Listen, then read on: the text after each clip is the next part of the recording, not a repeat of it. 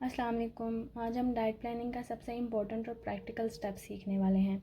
Exchanges को हम meals में कैसे डिस्ट्रीब्यूट करते हैं, साइंटिफिकली भी और क्लिनिकली भी।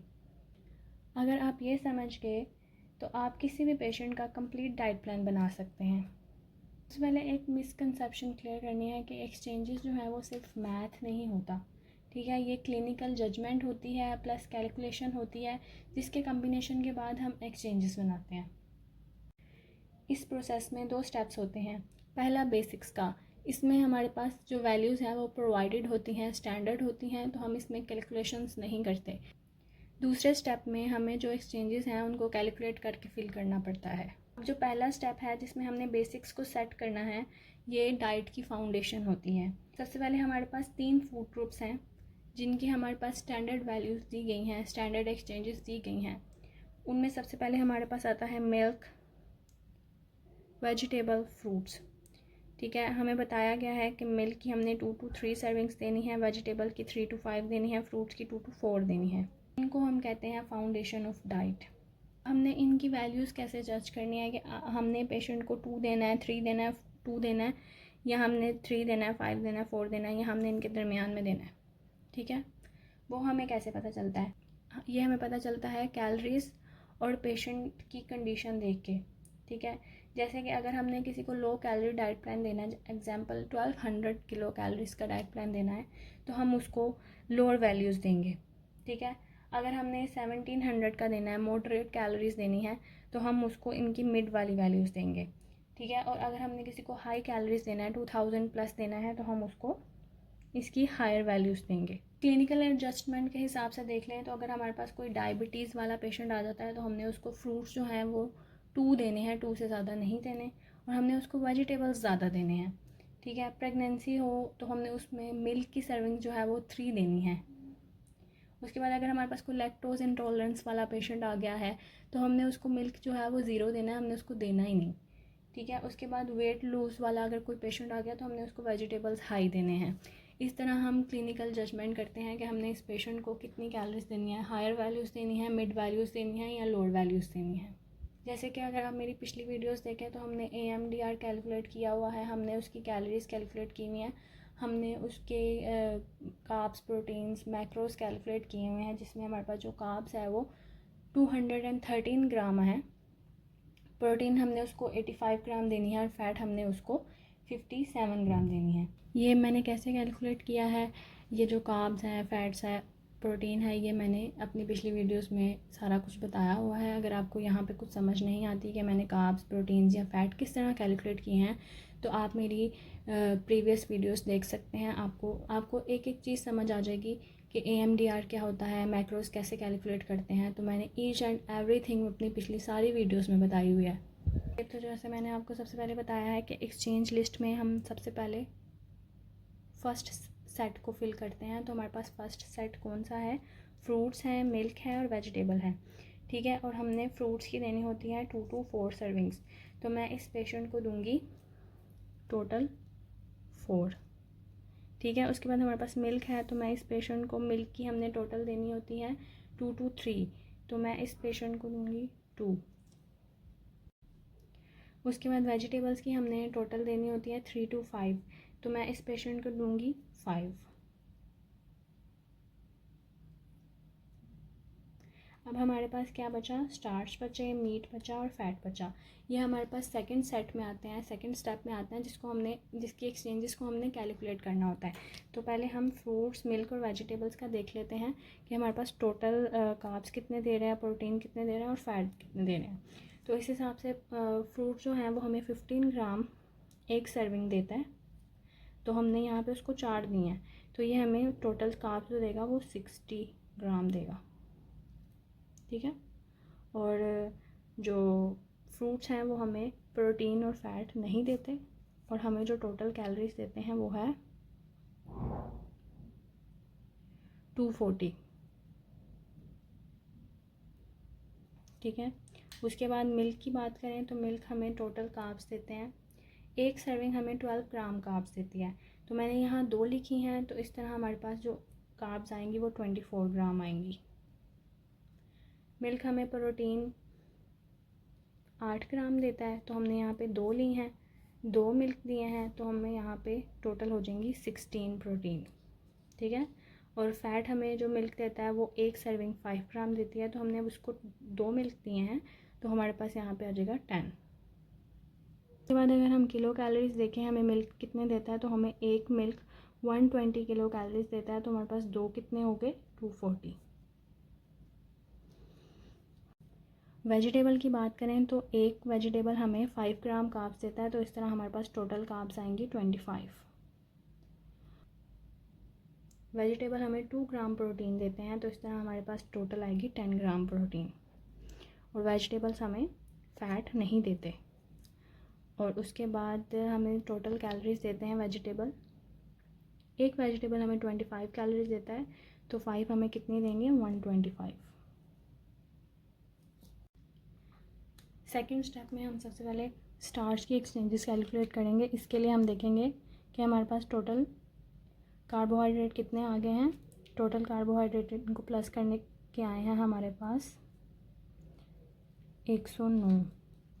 तो हमने टोटल कितने देने हैं उस पेशेंट को 213। 213 में से हम 109 को माइनस करेंगे तो हमारे पास आएगा 104। अब हमें एक कार्ब्स की सर्विंग 15 ग्राम कार्ब्स देती है, तो हम उसको 15 से डिवाइड करेंगे और हमारे पास आंसर आएगा 7। तो हमने यहाँ पे उस पेशेंट को जो स्टार्च की सर्विंग है वो 7 देनी है, ठीक है। अब एक स्टार्च हमें 15 ग्राम कार्ब्स देती है, तो 7 हमें कितनी देंगी 105, ठीक है। अब एक स्टार्च हमें 3 ग्राम प्रोटीन देती हैं, तो हमें 7 कितनी देंगी 21। हमें कार्बोहाइड्रेट फ़ैट 0 देती हैं, ठीक है। और कार्बोहाइड्रेट हमें पर सर्विंग जो है वो 80 कैलोरीज देती हैं, तो 7 सर्विंग हमें 560 कैलोरीज देगी, ठीक है। अब हमने नेक्स्ट मीट कैलकुलेट करना है, प्रोटीन कैलकुलेट करनी है। तो हम ये देखेंगे कि हमारे पास यहाँ पे इन तीनों को प्लस करके टोटल प्रोटीन कितनी दे दी है हमने पेशेंट को। इस टाइम पेशेंट को 47 प्रोटीन दे दी है, ठीक है। अब हमारे पास जो टोटल प्रोटीन हमने उसको देनी है वो कितनी है, वो है 85। 85 में से 47 माइनस करेंगे तो हमारे पास कितनी प्रोटीन बचती है 38। अब हमें एक प्रोटीन की सर्विंग 7 प्रोटीन देती है, तो हम उसको 7 से डिवाइड करेंगे, ठीक है। और हमारे पास जो आंसर आएगा वो आएगा 5.5। तो हमने इस पेशेंट को 5.5 प्रोटीन की सर्विंग्स देनी है, तो हमारे पास इस पेशेंट की प्रोटीन जो है वो पूरी हो जाएगी। अब 5.5 प्रोटीन हमें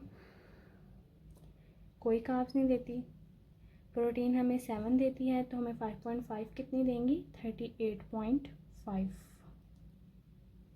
ठीक है। और फ़ैट एक प्रोटीन हमें 5 ग्राम फ़ैट देती है, तो 5.5 कितनी देंगी 27.5।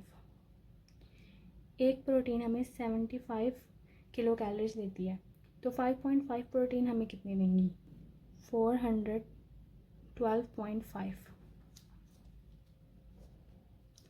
अब हमारे पास फ़ैट रह गया, अब हम फ़ैट की सर्विंग्स कैलकुलेट करेंगे, ठीक है। हम देखते हैं हमारे पास टोटल फ़ैट्स कितनी है इस टाइम 37.5, ठीक है। और हमने उस पेशेंट को टोटल कितनी देनी है 57। 57 को हम में से माइनस करेंगे हम 37.5, तो हमारे पास आता है 19.5।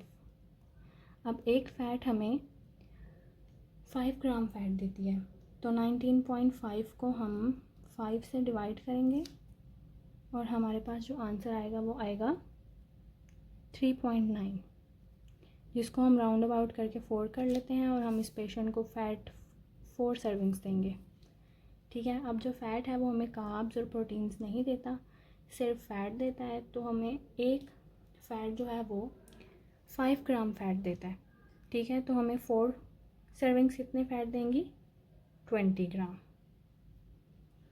ठीक है। और हमें जो कैलोरीज़ है वो एक फ़ैट 45 कैलोरीज़ देता है। तो अगर हमने उसको 4 दी हैं तो 4 हमें कितनी देंगी, 180। अब हमने अपने पेशेंट को टोटल सर्विंग्स दे दी हैं। अब हम देखेंगे कि हमने जो अपने पेशेंट को कार्ब्स, फैट्स, प्रोटीन जो हमने कैलकुलेट किए थे, इतने ग्राम देने थे, वो क्या पूरे हुए हैं। तो हम इनको कैलकुलेट करेंगे। सबसे पहले हम कार्ब्स को कैलकुलेट करते हैं। तो कार्ब्स हमने उसको टोटल दी हैं 214। हमने उसको 213 देनी थी, हमारी 214 पूरी होगी। हमने उसको प्रोटीन कितनी दी हैं कैलकुलेट करते हैं। हमने उसको प्रोटीन टोटल दी हैं 85.5। हमने उसको 85 देनी थी, हमने उसको दी हैं 85.5, हमारी प्रोटीन भी पूरी होगी। अब हम फ़ैट देखते हैं, फ़ैट टोटल करते हैं। तो फ़ैट हमने उसको यहाँ पे दिया 57.5, हमने उसको देनी थी 57, हमारी यहाँ पे फ़ैट भी पूरी होगी। अब हम कैलोरीज़ देखते हैं। तो कैलोरीज़ हमने उसको दी हैं 1757, हमारे पास उसकी कैलोरीज़ बनी थी टोटल 1600 से 1800 के दरमियान। तो हमारी ये कैलोरीज़ भी पूरी होगी। अब हम कैलोरीज़ पर ग्राम देखते हैं। तो हमें 1 ग्राम जो कार्ब्स है वो हमें 4 कैलोरीज़ देता है, 1 ग्राम प्रोटीन भी हमें 4 कैलोरीज़ देती है, और 1 ग्राम फ़ैट हमें 9 कैलोरीज़ देती है, ठीक है। अब हम परसेंटेज के हिसाब से देखते हैं। तो ये भी मैंने AMDR में कैलकुलेट किया हुआ है, आप मेरी पिछली वीडियोस में जाकर देख सकते हैं, मैं वही यहाँ पे लिखूँगी। AMDR के हिसाब से मैंने इस पेशेंट को 50% कार्ब्स दिए हैं, 20% प्रोटीन दी है, और 30% फ़ैट दी है, ठीक है। अब मैं इन सर्विंग्स को उसके पूरे मील्स में डिवाइड करूँगी, ठीक है। लेट्स सपोज मैंने उसको ब्रेकफास्ट में 2 स्टार्च दिए हैं, ठीक है। स्नैक में मैंने उसको कोई स्टार्च नहीं दिया, लंच में भी मैंने उसको 2 दे दिए हैं, लंच में मैंने उसको 2 दिए हैं, स्नैक में मैंने उसको 1 दिया है, डिनर में मैंने उसको 2 दिए हैं, और बेड टाइम में मैंने उसको कुछ नहीं दिया, कोई स्टार्च नहीं दिया। फ्रूट्स की तरफ आते हैं। तो मैंने उसको 1 फ्रूट ब्रेकफास्ट में, 1 स्नैक में, 1 लंच में, 1 डिनर में दिया है, ठीक है। मैंने उसको स्नैक में और बेड टाइम में कोई फ्रूट नहीं दिया। मिल्क की बात करते हैं। तो हाफ़ मैं उसको मॉर्निंग में दे देती हूँ, हाफ़ मैं उसको इवनिंग स्नैक्स में दे देती हूँ, ठीक है, और 1 मैं उसको बेड टाइम में दे देती हूँ, और मैं उसको लंच में, डिनर में और मॉर्निंग स्नैक में नहीं देती। वेजिटेबल्स देखें तो मैं उसको 1 ब्रेकफास्ट में देती हूँ, ठीक है, 1 मैं उसको स्नैक में देती हूँ मॉर्निंग में, 1 मैं उसको लंच में देती हूँ, और 1 मैं उसको इवनिंग स्नैक में देती हूँ, और 1 मैं उसको डिनर में देती हूँ। मेरी 5 सर्विंग्स पूरी होगी। मीट में देखें तो मीट में उसको 1 जो है वो मॉर्निंग में देती हूँ, मॉर्निंग स्नैक में नहीं देती, 2 मैं उसको लंच में देती हूँ, ठीक है, 1.5 मैं उसको इवनिंग स्नैक में देती हूँ, 2 मैं उसको डिनर में देती हूँ, और बेड टाइम में मैं उसको नहीं देती। फ़ैट देखें तो 1 मैं उसको मॉर्निंग में देती हूँ, मॉर्निंग स्नैक में नहीं देती, 2 मैं उसको लंच में देती हूँ, इवनिंग स्नैक और डिनर में मैं फ़ैट नहीं देती, और 1 फ़ैट मैं उसको बेड टाइम में देती हूँ। अब हम कार्बोहाइड्रेट चॉइसेस देखें कि हमने उसको ब्रेकफास्ट, स्नैक, लंच और स्नैक, फिर डिनर और बेड टाइम में कितने दी हैं। तो ये हम इस हिसाब से देखते हैं कि हमें एक स्टार्च जो है वो 15 ग्राम कार्ब्स देता है, तो वो बना हमारे पास एक कार्बोहाइड्रेट की चॉइस, ठीक है। हमें 1 फ्रूट जो है वो 15 ग्राम कार्ब्स देता है, तो वो बना हमारे पास 1 कार्बोहाइड्रेट स्टार्च। 1 मिल्क जो है वो हमें 12 ग्राम कार्ब्स देता है, तो 12 है उसको राउंड अबाउट कर लेते हैं, तो वो भी हमें 1 मिल्क जो है वो हमें 1 कार्बोहाइड्रेट की चॉइस देता है। अब 3 वेजिटेबल्स करेंगे तो 3 वेजिटेबल्स ऐडअप करेंगे तो वो हमें 15 ग्राम कार्ब्स देते हैं। तो इसका मतलब हुआ एक टाइम में हम उस पेशेंट को 3 वेजिटेबल्स दे रहे हैं, तब हमारे पास उस टाइम में उसको हमने दिया है एक कार्बोहाइड्रेट चॉइस, ठीक है। इसी तरह मीट और फैट हमें 0 कार्बोहाइड्रेट देते हैं, तो वहाँ पे हमारे पास कार्बोहाइड्रेट चॉइस हम ऐड नहीं करेंगे। टेबल देखते हैं कि इस यहाँ पे हमने उस पेशेंट को 2 स्टार्च दिए हैं, इसका मतलब यहाँ पे हमने उसको 2 कार्बोहाइड्रेट चॉइसेस दिए हैं, 1 फ्रूट दिया है, तो यहाँ पे 3 कार्बोहाइड्रेट चॉइसेस हो गए, और हाफ मिल्क दिया है, मतलब 3.5 कार्बोहाइड्रेट चॉइसेस हो गए। वेजिटेबल 3 नहीं दिए तो कार्बोहाइड्रेट चॉइस नहीं आएगी। मीट में और फैट में कोई कार्ब्स नहीं होते तो इसलिए कार्बोहाइड्रेट चॉइस नहीं आएगी। तो टोटल हमने उसको 3.5 कार्बोहाइड्रेट चॉइसेस दी हैं ब्रेकफास्ट में। स्नैक में देखें तो हमने उसको यहाँ पे 1 फ्रूट दिया है, उसके अलावा हमने उसको वेजिटेबल्स 1 ही दिया है, 3 नहीं दिए इकट्ठे, तो यहाँ पे कार्बोहाइड्रेट चॉइस नहीं आएगी, सिर्फ वेजिटेबल की आएगी, तो हमने उसको 1 दिया है। लंच में देखें तो वहीं 2 हमने उसको स्टार्च में दे दिए हैं, 1 फ्रूट में दे दिया, उसके अलावा वेजिटेबल भी हमने फिर 3 नहीं दिए तो कार्बोहाइड्रेट चॉइस ऐड नहीं होगी। मीट और फैट वैसे ही कार्ब्स नहीं देते तो हमारे पास यहाँ पे 3 आ गई। स्नैक्स में देखते हैं तो हमने उसको 1 स्नैक दिया है, ठीक है, और हमने उसको हाफ़ मिल्क दिया है, उसके अलावा हमने उसको 3 वेजिटेबल्स नहीं दिए तो हमारे पास यहाँ पे 1.5 कार्ब्स की चॉइस आएंगी। यहाँ पे हमारे पास 3 स्टार्च और फ्रूट से ही आ गई, उसके बाद वेजिटेबल 3 नहीं है, फिर 1 ही है, और मीट हमें कोई कार्ब्स नहीं देता, तो इस तरह हमारे पास यहाँ पे 3 कार्बोहाइड्रेट की चॉइसेस आ गई। और हम बेड टाइम में देखें तो बेड टाइम में हमने उसको मिल्क दिया है, तो मिल्क भी हमें 1 कार्बोहाइड्रेट की चॉइस देता है। इस तरह हमारा ये एक्सचेंज लिस्ट का टेबल कंप्लीट हो गया, हमने मील डिस्ट्रीब्यूशन कर लिया है। नेक्स्ट स्टेप है हमारा डाइट कैलकुलेशन। एक कन्फ्यूजन आप लोगों को आएगी कि जब हमने एक्सचेंजेस कैलकुलेट की थी तो हमारे पास एक्सचेंजेस आई थी, कार्ब्स की हमने 15 देनी है, प्रोटीन की 12 देनी है, फ़ैट की 11 देनी है, ठीक है। तो यहाँ तो हमने 7 दी है, 5.5 दी है, 4 दी है, ठीक है। तो कार्ब हमारे पास ये सब आते हैं, ठीक है, क्योंकि ये सारे हमें कार्बोहाइड्रेट दे रहे हैं ना, तो ये सब कार्बोहाइड्रेट में आते हैं। तो 7, 13, 2, 5 प्लस कर लें तो ये हमारे पास ऑलमोस्ट अराउंड अबाउट 15 ही बनता है, ठीक है। बात आती है 5.5 और 4 की, कि हमने प्रोटीन जब कैलकुलेट की थी तो एक्सचेंज हमने 12 देनी थी, हमने यहाँ पे 5.5 क्यों दी। हमने जब फ़ैट कैलकुलेट की थी तो हमने फ़ैट 11 देनी थी, हमने यहाँ पे 4 क्यों दी, ठीक है। तो ये बात है कि जो सिर्फ प्रोटीन है हमें उसी से प्रोटीन नहीं मिली, हमें बाकी सब चीज़ों से भी प्रोटीन मिली है।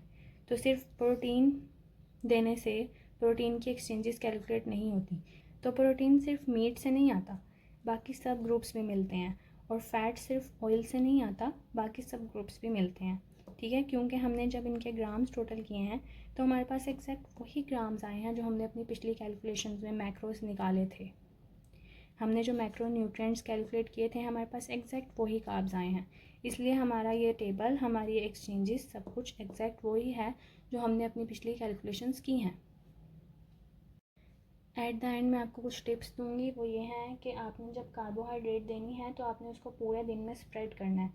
आपने प्रोटीन हर मील में ज़रूर देनी है, हर मील में आपकी प्रोटीन लाजमी होनी चाहिए, ठीक है। उसके बाद वेजिटेबल्स जो हैं वो लंच में और डिनर में आपने मस्ट देने हैं पेशेंट को। फ्रूट्स भी आपने उसको पूरे दिन में डिवाइड करके देने हैं, एक ही टाइम पे आपने उसको सारी फ्रूट्स की सर्विंग नहीं दे देनी। आज आपने सीखा है डाइट प्लान बनाना सिर्फ नंबर्स का गेम नहीं है, ये क्लिनिकल जजमेंट है जो हम पेशेंट को देख के डिसाइड करते हैं, और दूसरा हमारी कैलकुलेशन का कम्बिनेशन है, ठीक है। नेक्स्ट वीडियो में हम इसी मेथड से कंप्लीट डाइट प्लान बनाएंगे स्टेप बाय स्टेप। जाते जाते वीडियो को लाइक कर दीजिए, चैनल को सब्सक्राइब कर दीजिए, वीडियो को अपने दोस्तों के साथ शेयर कर दीजिए। तब तक के लिए अल्लाह हाफिज़।